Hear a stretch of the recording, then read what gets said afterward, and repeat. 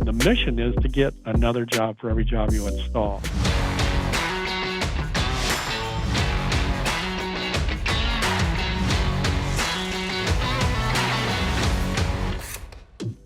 Welcome back to another Contractor Success Academy lesson. Today's lesson, I'm really excited to bring to you.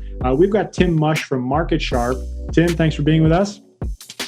You're very welcome. Happy to be here. Awesome. And Tim, you know that I'm excited. I'm wearing the MarketSharp t-shirt. For the members that have been in the Academy for a while, you know that this is one of my favorite t-shirts. I think I wear it too often. I'm going to need a couple more t-shirts from you there soon, buddy. All right, we can help with that. Cool. So, Tim, we're going to talk a little bit about CRMs, but for the most part, I think, sales is something that a lot of companies, home improvement businesses struggle with. Today, we're going to talk about the multiple sales that you need to be thinking of in your business, correct? That's right. We're going to be talking about the 5 incremental sales to an optimized lead conversion process. Quite a title, but hopefully it'll make sense as we wind it down. Okay, awesome. And for those of you that don't really know Tim, you should. He's practically the guy who invented the CRM in the home improvement space, right, Tim? Well, yeah. Gosh, I remember back in about 1987, I went and bought a little Macintosh computer. I was in the window replacement business and just tried to figure out how to make that thing help in my business, learned how to program it, created something that now is known as a CRM. But back then, those letters weren't even put together. So, yeah. Well, kind of way back. You're dating yourself there, Tim. I know. Cool. Okay, well, let's jump right into it, Tim. If you can screen share, that would be great. You bet. All right, let's get rolling here. So today what we're going to talk about is the heart of your business, and that'll make sense as we wind the webinar down. And again, we're going to talk about the 5 incremental sales to an optimized lead conversion process. Then on the bottom, we got an overview of technology's impact on the sales and marketing process. So that's what we're going to try to do here for the next few minutes. And it's kind of interesting because a lot of times in our business, we don't think of ourselves as making 5 sales during the lead conversion process. We pretty much think of ourselves as making 1. So we want to detail what those other 4 sales are and what impact they have on the whole conversion process. So again, my name is Tim Musch, Director of Business Development at MarketSharp. I won't bore you with any details here, but we've been doing this for a while, located in Wisconsin. Got about, just shy of 5,000 companies that have acquired a version of our CRM system. Many of you listening to this broadcast are probably some of them. Currently have about 1,300 to 1,400 active software as a service clients that use the latest version of MarketSharp. So that's a little bit about myself, so let's go ahead and dive in. What we're going to talk about here is conversion. And got a slide up right now that talks about conversion rate and how important that is. And really, when you think about that, the reason we want to have this conversation is the cost of leads. And I think what a lot of us are after is reducing that cost of an issued lead that we give to a salesperson. And if you're not aware, the latest statistical information has that cost at $403.01. And quite interesting, Mark and I were just talking earlier today about last year, this number was not that high. It was in the 300s. And you might wonder why, with all the technology we got, why in the world are lead costs still going up? And they are. And there's a variety of reasons for that. We won't take the time to do that today. But lead costs are expensive. And I know some of you are probably thinking, $403, I don't spend that much to generate a lead. Well, I want you to keep in mind what we're talking about here. We're talking about an issued lead. And what that means is a lead that's been generated. In other words, someone's raised their hand and says, hey, I'm interested in what you guys got. And then it goes through an appointment setting process, a confirmation process, and then it gets issued to a salesperson. So there's a few more steps involved in an issued lead rather than just a generated lead. So that's why the cost is $403.01. And if you want to see how that looks like in dollars and cents, it's a lot. So every time you give a lead slip to a salesperson, you're spending this amount of money. And that's a lot. And here's the deal. An unconverted lead is simply a cost to your business. So we want to convert as many of these as we possibly can, obviously. But I want to turn a page on this now, and I want to talk about something a little bit different. And what that is, I want to talk about the cost of reducing the cost, I should say, of a sold lead, because that's really what matters. Just generating a lead really doesn't do anything for your business. It's the ones that sell are the ones that really make the difference. So if you consider a typical company maybe having a 33% closing ratio on all of their issued leads, which is pretty normal, your cost per sale is 3 times that cost per issued lead, which totals $1,209.03. And if you take a look at what that looks like in dollars and cents, that is really a bunch. So that's why we want to really have this conversation today and talk about how we can reduce these costs. So lead conversion is really important. We want to talk about conversion rate optimization. So you got a whole bunch of leads going in the top of your funnel, and we want to get as many going through that bottom part as we possibly can. And here's an interesting stat from the folks at Velocify Market Research. They said lead conversion is determined 57% by lead quality and 43% by sales process.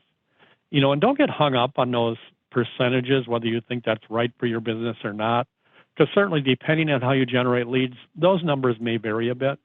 But I think the thing we want to grasp onto here is the fact that both of these things are important, lead quality and your sales process in terms of optimizing lead conversion. So we want to generate the highest quality leads we can get, and we want to have a sales and marketing process that helps us convert as many of those as possible. So that's what we'll talk about here for the next few minutes. Mark, you want to interject something here? No, I mean, this slide's awesome. Like you say, it's really a two-way streak, and far too often I think we get, focused on just trying to hunt the channel that's going to deliver that best quality lead, and we kind of neglect the fact that, hey, we've got some work to do on our end as well. So I love that 43% is actually on your sales process as well. That's cool. Absolutely. All right, so here we go. Let's talk about the 5 incremental sales to an optimized lead conversion process. And here they are. And I'm just briefly going to chat about these right now, and then we'll go tackle each one individually, and then we're going to wind down with some very interesting statistical information. So here they are. And these are not going to be a surprise to any of you listening to the broadcast here today. So when we get done with this slide, you're probably going to say, man, there's nothing new on this webinar. Well, hang with us, because I think as we wind it down, you'll get the gist of the point we're trying to make here. So sale number 1 we have to make in our business is, first off, generate that inquiry. And there's umpteen different ways to do that. Naturally, web strategies are a big way nowadays. But we got to create that spark of interest where somebody does raise their hand and say, hey, I'm interested in what you guys have. And that's what begins the process. But it certainly doesn't end there. It goes on to sale number 2. And what that is to take that spark of interest and convert it to an appointment. This is huge and often neglected. A lot of companies don't train up their people really well on this part of the process. So we're going to spend a few minutes and chat about that. Sale number 3 is you got an appointment set. Now you want to convert that to a complete presentation or a complete demo, because not all appointments really turn into that for a variety of reasons, and there's things we can do to help maximize that. Sale number 4, this is the one we're used to. Convert that person to a customer. In other words, your sales presentation, and that's closing the sale either now or in the future. And we should be concerned about that as well. And finally, wrapping up, sale number 5 is converting that now brand new customer into a lifetime customer and a raving fan for your business that's going to tell your story for you, and in many cases be a source of repeat and referral business. So those are the 5 sales. Let's go ahead and dive in one by one. We could do a whole session on any one of these, so we're going to do this very, very quickly and fast. But again, the general message of what we're going to talk about here is going to wind down to a situation where we're going to see how just getting a little better at these things we're going to talk about can have a dramatic impact on your business. First off, a couple stats, and this really shows the point about lead conversion. We're very fortunate here at MarketSharp where we got all these people that use our software, and we can dive in and grab some aggregate numbers. And 2018 was a great year for MarketSharp clients, and certainly for many of you on this broadcast as well.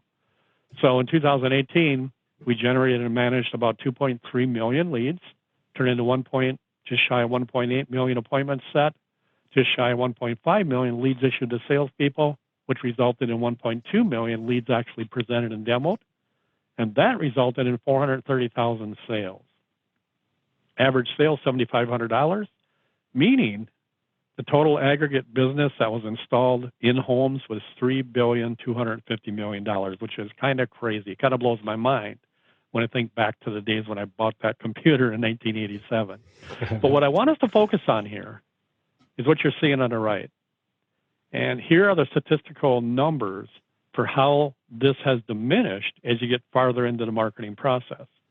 So you take those 2.3 million leads, and 75.9% of them turn into appointments set, 83.5 turn into leads issued, 82.5 of those turn into leads demoed, and 34.7 of those turn into sales. And that's what we want to concern ourselves with, is things we can do to improve those statistics. So interesting, if you look at just two of these numbers here, the inquiries generated and the net sales, what you're dealing with here is 18.2% of your inquiries turn into net sales on average with these aggregate numbers. That's the number we want to impact. That's the number we want to improve, is that 18.2%. So with that said, let's go ahead and dive into this and ask ourselves this question: is there room for any improvement here in my business? So first off, sale number one, generating inquiries. Obviously, a lot of business nowadays is coming from the internet. And again, we could spend a whole session we could spend 10 sessions just on this and talk about how we can get better at this stuff. Here's my advice. To really summarize this, your web strategies are so important. You've got to get some help with this. Don't rely on a geek brother-in-law who says he can put up a website for you, and you say, oh, great, what do you need? And he says, well, give me some brochures. You give him brochures, and he puts up a website that, frankly, might be pretty, but what it is just kind of a brochure on the web, and it doesn't convert very well. So get some help from some folks that know this part of the business and can get you web strategies that convert. Just having a website is not enough anymore. You got to have more than a website. So certainly our friends at Webrunner can help out with that. I'm sure Mark will get in touch with you and let you guys know what they can do for your business as it relates to this. So web strategies, huge. There's other ways to generate inquiries. We got something built in MarketSharp called Smart Mail Plus, and I won't take time to really detail this much. But the idea is you go ahead and get a job in a given area, and from our CRM in the customer section, you click on that little icon there, and it puts all sorts of things in motion to help you generate another job in the neighborhood by using, first off, web strategies, social media, direct mail, dynamically created web pages that have pictures of the jobs on it. And all you got to do is click the mouse a couple times, and this whole campaign puts in motion for you. And the mission is to get another job for every job you install. If you haven't checked this out, you really should, because it's really kind of cool how this works. It really combines some old school marketing, things like direct mail, with all sorts of new school stuff to really impact conversion rate and get you a lot more people that are raising their hand and saying, yeah, I just saw that job across the street, and we're very interested in getting something similar done. So Smart Mail Plus is kind of cool. I think, Tim, if I can jump in for a quick second there, that sentence, that phrase you just mentioned, the idea with every job, the mission of every job is to turn that into another job. That's huge. And that's, again, if we go back to the initial slide where you have the kind of all those benchmark stats of, lead inquiry to appointment to demo, that sort of thing. These are all great benchmarks, but ultimately the key is, and I guess you're going to get into this, that fifth sale. It's getting one job to turn into another job, and the benefits of these. I think you call it the compounding effect of the micro gains, right? I've heard you, refer to that. Exactly right. Yeah. That's awesome. Yeah, it's kind of cool how it does do that. We'll wrap that as the webinar wraps up. We'll go ahead and talk about that, because that's really the gist of what we're talking about here today. Mm-hmm. Mm-hmm. So other things you can do to help your web strategies is use chat on your website. I know Mark can help you with this, but when you think about it, when consumers are out there digging around on a website, they want things like a phone number. They want things, possibly some of them want a form to fill out, but there's many people who aren't ready to make that call and aren't ready to go ahead and fill out a form. But they are curious, and they might be ready to go ahead and send you a note or a question in a chat window, because it's really not intimidating to them. So if you're not using this on your website, you really need to get some chat things going on your website, and you will capture people at that point and move them down the pipeline, so to speak. Let's go on to sale number 2. Go ahead, Mark. Quick note on the chat. We hear a lot of objections from people because they think that that's going to require a lot of resources and time. And now I think, Tim, just on that slide, that was Apex Chat, I think the technology there. And so you've got services that can handle chats on your behalf. You've got automated sort of messenger bots that can you can pre-filled kind of these scenarios that can kind of walk people through and pre-qualify rather the actual lead. So there's no excuse not to be leveraging chat. Of course, in an ideal world, you've got people who can jump in and respond to a chat right away. But I mean, there's so many options. There's no excuse not to have it. Absolutely. Totally agree. All right. So we got a lead generator, right? Somebody raised their hand, said interested. Then we got to convert it to an appointment. So you really need to take responsibility for this part of the process, because frankly, this is an area where many leads that we spend money to generate just fall through the cracks.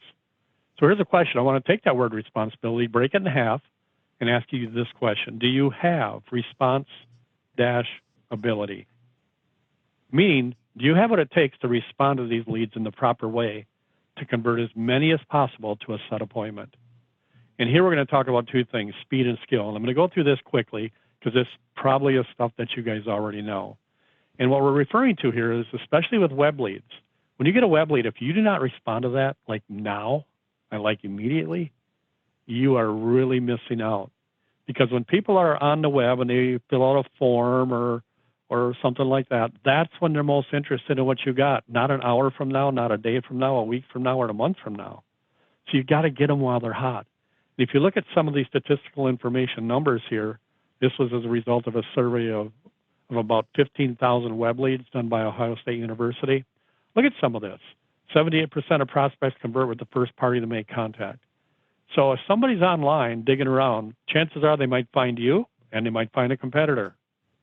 So if they do, and if 78% of them convert with the first party to make contact, you don't want to be second or third or fourth. You want to be first. Responding to leads in the first minute can improve conversion by as much as 391%. We could go on and on with these stats. I think we all know this. You got to get to them like right now. And you might want to get this web address down here. If you're on the broadcast now, just jot this down, because this is recent information called speed to lead. And this particular company tracked the response times from 466 home services companies over 5 days. And you won't believe what they discovered. And if you will read this free report, all of a sudden you're going to ask yourself the question, are we doing the best job we possibly can with getting to these leads the way we need to from a speed standpoint? So my advice, get this report, have it talk to you, and hopefully you'll go, oh my gosh, maybe we can get a little better here. So our friends at Keyword Connects, many of you probably know those folks, they generate leads and they have a call center that converts them to appointments. They got some information in our industry, which is interesting. The inquiry comes in minute one, when they called back a web form submission in minute one, 28% more successful in setting an appointment with that homeowner than they were in minute two. In minute two, 15% more likely than in minutes 3 and 4. And summarizing on the bottom, 48% more likely to set an appointment by calling a homeowner back in the first minute than you are 2 minutes later. Again, much less than an hour later or a day later when things drop off the face of the earth in terms of response. So you got to get a handle on this. Speed is critical. And here's what can happen. Technology is a great thing. So now you got a web page, got a form on there like you're seeing over here. Someone fills it out, bang, it can go right into your CRM. And then your CRM can trigger all sorts of things, text messages, emails to your staff saying, beep, beep, beep, beep, we got a lead, got to get to them right now. And you do your thing then. At the same time, this particular person is started into a lead nurturing campaign, so you're communicating with them by email, maybe text messages automatically. So it's really a great thing how technology can help you accomplish this. Because if you had to gather this web lead manually and then get to it, you're not going to get there within that first minute. So let technology aid you in this kind of stuff. Let's go on to skill. Here's a big deal. So you got that inquiry, right? Somebody raises their hand. Time to set an appointment. You get to them quickly. Typically, that's a phone call. Many times it's an inbound, outbound phone call where you're converting whatever type of lead you get to an appointment. And too many companies just wing it here. See, what you have to sell right now is not your product. You have to sell what I call the value of the visit. And that is a whole different deal than selling your product. And if you don't script your people to know exactly what to say to sell that value of the visit, you're going to drop a whole bunch right here. And that's not good. Because the kind of things that come up right now is, well, yeah, I'm kind of interested, but how much are these windows going to cost me? Or whatever the product happens to be. And if you don't know how to handle that, you're going to miss out some stuff. So get your staff trained up, get them scripting so they know how to deal with this stuff. Over here in MarketSharp, for those of you that have it, we got all sorts of scripting built in there. We got what to say if this particular objection comes up. So you really can convert as many of these inquiries, expensive inquiries, as possible to set appointments. Huge. Don't wing it with this really important part of your sales conversion process. All right, sale number three. Now you got an appointment set, right? Okay, let's convert that to a complete presentation. Because sometimes you'll set an appointment and things will happen where it'll cancel. Or maybe you'll get there and both buying parties may not be there, which makes it not ideal for you, and things such as that. So what we want to do is what I like to call lead warming. And no, really, we're not talking about taking a hairdryer and blowing it on our prospects here. What we are talking about is communicating with them in a manner where their anxiety levels go down and their first impressions about your company go way up. Like a letter with a salesperson confirming the appointment date with a picture of the salesperson on it, or an email that just goes out, or a text message, or maybe a consumer guide gets sent to them by email as a PDF that gives them advice of how to select contractors. And then your sales presentation, which is next in line, is just going to do what that particular guide suggested they should look for. So those are things that can improve your demo rate, and frankly, it can improve your closing rate, because it really does set a great first impression for your company. I just got, I think it came from one of the industry publications yesterday about where our industry falls in terms of consumer complaints and what people think of us. Oh, guess what? Oh, boy. Yeah, we're number two. Number two, and that's not a good thing. Number two is not a good thing. Auto sales is the only one above us in terms of consumer complaints. So here's the good news about that. Doing things like this can separate yourself from your competition in ways that gives people confidence about your company. So little things like this. Again, technology makes this so easy.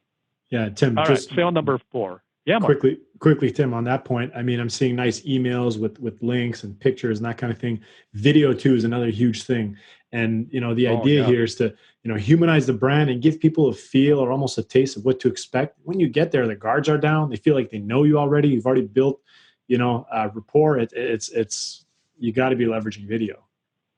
Absolutely.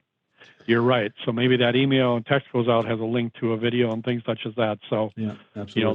That is very true, Mark. All right. Here's the one we're used to. Convert that now appointment into a customer. In other words, you get a chance to make a complete presentation. Are you equipped to convert that to a customer either now or in the future? So just a couple thoughts here. As far as now sales, keep training your salespeople. Don't think that ever ends. A lot of great sales training resources in our industry. Take advantage and get your people trained up of how to deal with how to deal with today's consumer, because it's probably a different consumer than it was 10, 20 years ago. So make sure you never give up on sales training. If you're not leveraging financing options, you're missing out. So get yourself hooked up with a great finance partner. And my advice to you is every time you present a price, you present that price in a manner where it includes a financing option. Because if you don't do that and you just think you're going to use financing and have it in your back pocket, if they make a comment that makes you think they need it, you're going to find a lot of people will never tell you that paying for it is really the issue. They just won't. They'll tell you things like, well, we're going to think about it, get other estimates. Well, the real objection is they don't have the money to pay for the darn thing. And if you will present them a price that includes a price if they want to pay cash, obviously, but includes financing options, yeah, you're going to get a whole bunch more sales that you normally wouldn't get. So present financing options every time you deliver a price. Another thing you should leverage if you're not is Remodeling Magazine's cost versus value study. This is a great tool to help price condition people before you deliver a price, because not many people know what these improvements cost. And frankly, a lot of them are stunned when you deliver a price. So the cost versus value study in most cases will set the stage for you to deliver a price that makes you, to the consumer, makes you certainly legit. And I got a summary here of the cost versus value study. If you're interested in this, just get me an email at tim@marketsharp.com and I'll send this to you. But I love this. You don't have to dig through the whole study. It just summarizes various product categories in terms of how much they typically cost. For example, here's an entry door replacement. What the improvement value is on a home, what they cost on average, and things such as that. And if you would just let people look through this while you're calculating a price, all of a sudden they're conditioned. And in many cases, you got to make sure of this before you use this. In many cases, your price is going to come in certainly in line with these prices and maybe a little bit less. Don't make it half these prices or they're going to wonder about you.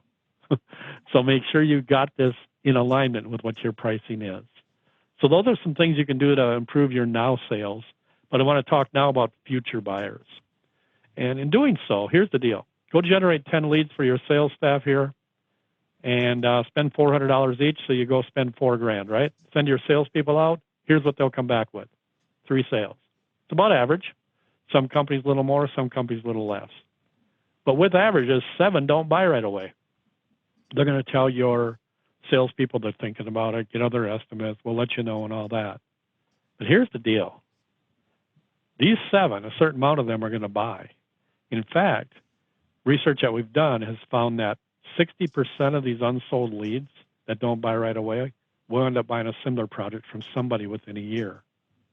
And if you do that math, that's 4.2 more sales are available in those original 10 leads.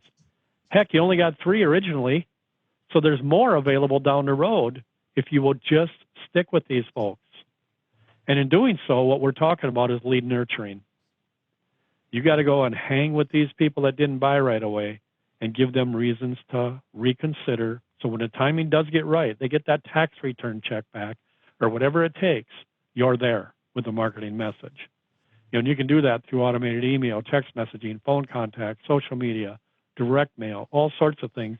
Just stay in touch with these folks, and you're going to get a ton of business down the road.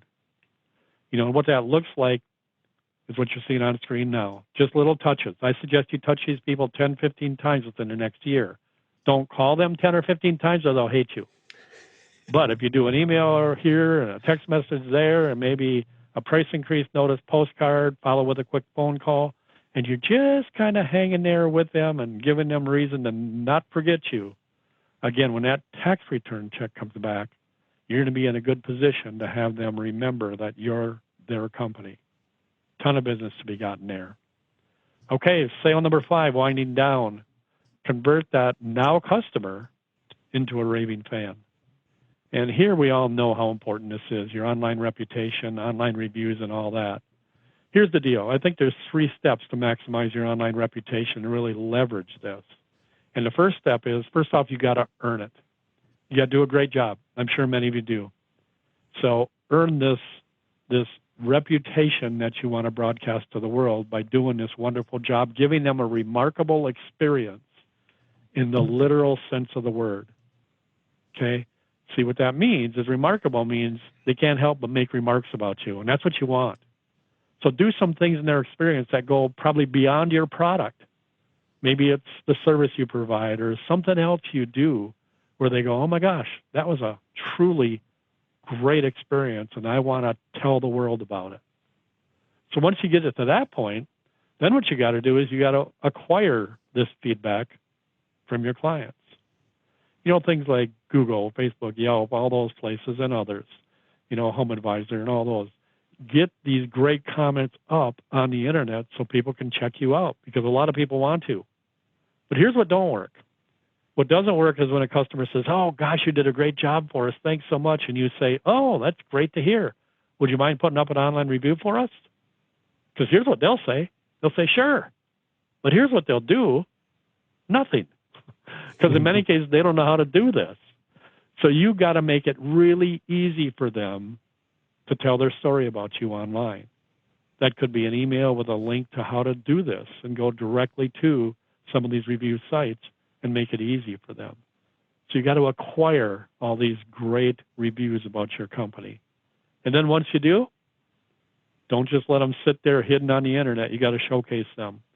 Make sure in all of your communications you give them direct access to get this feedback from people just like them that thought you were great. Okay, so that is huge. I think there's a metric we should concern ourselves with, and let me just back up here. As far as acquiring reviews, you got to enable them to put them up, very easy, and then share it with the world. But the metric we want to concern ourselves with is one I now call PREA, P-R-E-A. And that stands for Positive Review Efficiency Average. And here's the deal. It's quick math. Positive reviews acquired divided by completed jobs. And I think your goal should be 60%. 60% of your completed jobs, have a goal to do everything you can to get 60% of those to put up a positive online review for you. If you will do that, that's going to work 24/7 for you and get you a lot of business. So client feedback, essential. There's some partners out there of ours, people in our industry that can help you with this. Guild Quality, they do a great job. Listen 360, certainly there's others that can help you with this. So if it's not something you're equipped to do, line up with these kind of organizations, and they'll help you do all this stuff, get this ball rolling, get these online reviews coming your way. So just so important. So let's wind down with knowing your numbers. I love this quote. Half the money I spend in advertising is wasted. The trouble is I don't know what half. That's John Wanamaker, gosh, probably around the turn of the century. For many businesses, this hasn't changed. If you don't have a way to know what's going on in your business number-wise, you're shooting in the dark. So a great lesson from our friends at UPS. They drove 2.5 billion miles last year. Company said, research found doing one thing saved them driving 28 million miles and 3 million gallons of fuel. And here's what they did. They route their drivers to almost never turn left because it's inefficient. Now, who would have ever thought that unless some geek there kind of crunched some numbers and determined, yeah, if we're turning left, we got a bunch of oncoming traffic coming our way and we're sitting there idling, costing us money. So great lesson for us. So here's the question.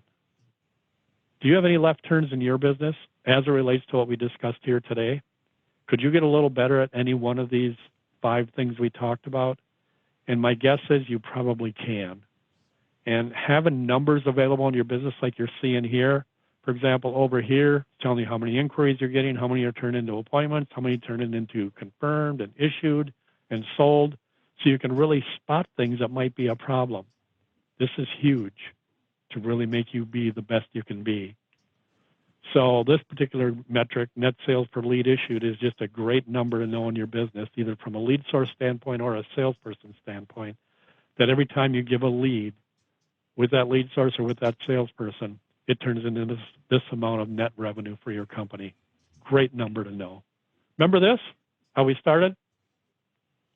Talked about the aggregate numbers of MarketSharp, 2.3 million leads, bottom line, $2.3 billion in installed improvements. Then we had these numbers on the right that showed the diminishing effect of what happens here. Okay, here's the thing. Let's go ahead and turn this into a typical company, not the aggregate numbers of all MarketSharp users.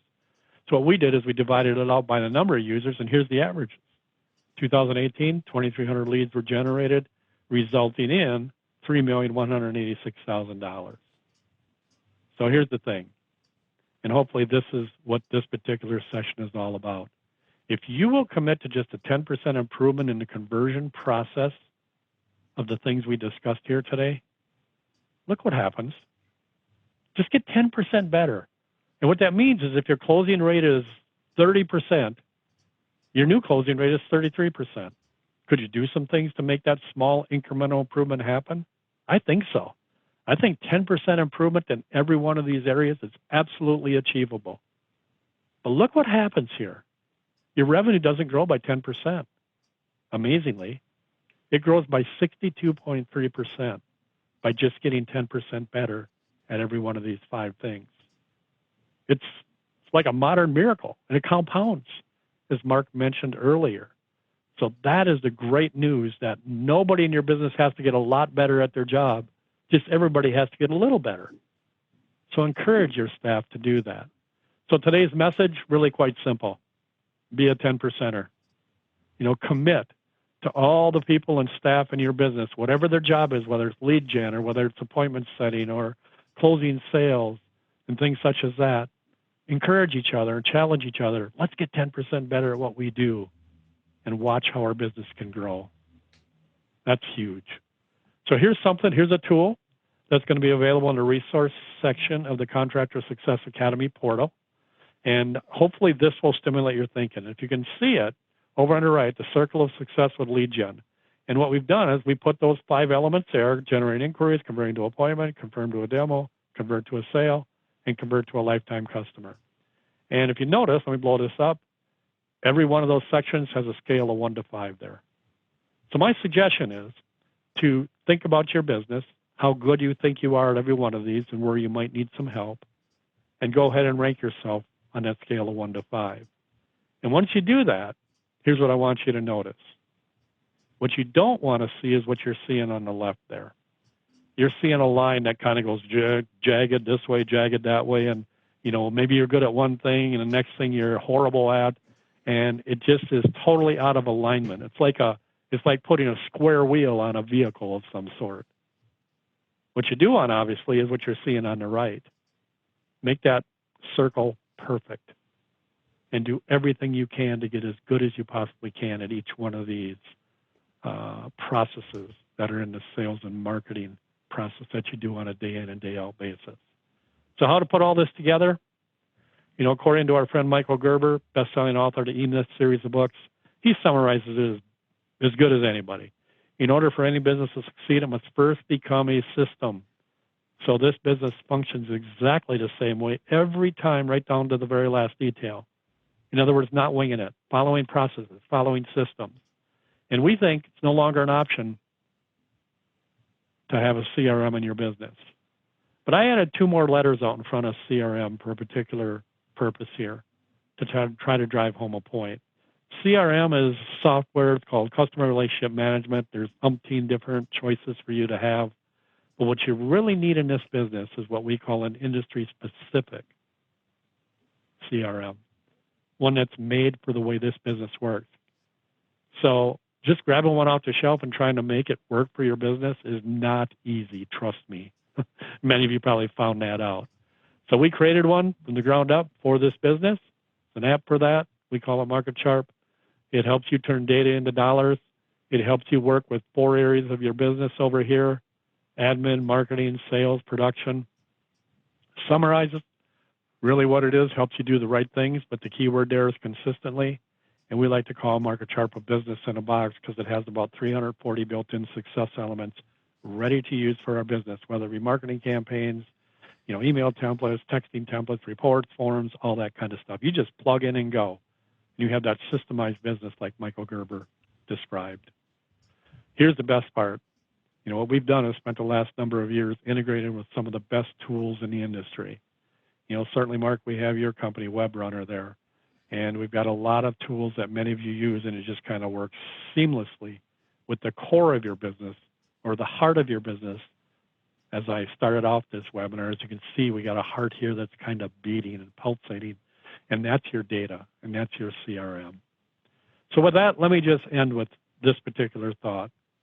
I was at a conference a number of years ago, and different business back then. I was doing so-so, but I was at a conference where the best in the company were there, and I wanted their secrets. So I took one guy aside. I said, Jim, what can you tell me to help me make my business look like yours when I come back here next year? And here's what he told me. He said, Tim, think about what got your business to where it's at right now. And he looked right at me, he said, and ask yourself this question. If you continue doing what you've already done, as you can see in the bottom what he said next, he said, you're going to get what you always got. And frankly, I wanted to slug him because I wanted some magic thing, like a direct mail piece or something like that. He didn't tell me that. He says, think about what you're doing. If you're happy with the results, stick with it. But if you want to go to the next level, kind of step things up a bit. And, didn't make me happy back then when he told me this, but guess what? It's decades later now, and I'm still telling everybody I can about this. Because what I find nowadays, if you do what you've always done in this business, you're not going to get what you always got in the past. You're going to get less than that because you got competitive forces that are kind of beating you to the punch. So with that, Mark, I can go back to you, and we can handle any thoughts or questions you got. Let me go ahead and stop my share here. And if you got anything you want to chat about, we can do that before we wind down. Yeah, Tim, you've covered a lot of ground. This lesson has been very, very actionable. For me personally, I think just the mindset of approaching, each sale individually is just revolutionary. I think a lot of people, like you say, focus on that one sale. They think it's lead to close, and that's what we got to optimize. But when you break it down further and you look at it as individual sales, it becomes easier to kind of identify where you might be struggling. And that PDF you've put together for us and so generously shared in the Academy, I think people need to do that exercise and maybe have the team internally kind of do it on their own to see where everyone thinks they stack up. That might be an interesting exercise. But ultimately, just, measure, the saying, you can't improve what you don't measure. That's so key here. And that's really what it comes down to. You're not trying to play bullseye with this thing where you're getting the darts all in the middle. You want that full circle, and to approach each, aspect individually, each of those 5 sales individually. You'll see it's actually not that hard to improve your ability to close a sale when you focus on your presentation and the way you deliver the proposal and follow up and all that kind of stuff. Setting the appointments with the scripting. I love that. Like you said, far too many people wing it. So I think that for me, that's the big takeaway here. It's treat each sale totally individually, track and measure. You've shared so many good benchmarks with us, just the data that you're able to share. I think a lot of people should print out that slide, take a screenshot, print it, put it up on the wall, and it just reminds you what you need to be keeping score of and things. So, Tim, I want to thank you for everything you've shared in this lesson. This has been great. You brought up the E-Myth by Michael Gerber, and we got that right here. There's actually a version specifically for contractors. I don't know if you guys can see that there, but great book, highly recommend it among many others. But Tim, I want to thank you again for your time today. This was an awesome lesson, and all the Academy members are going to be better for taking the time to watch this lesson. Thank you. You're very welcome, Mark. Appreciate the opportunity, and love your company and what you're doing for the industry, providing this kind of education. So thanks so much. Awesome, Tim. Thank you. Take care.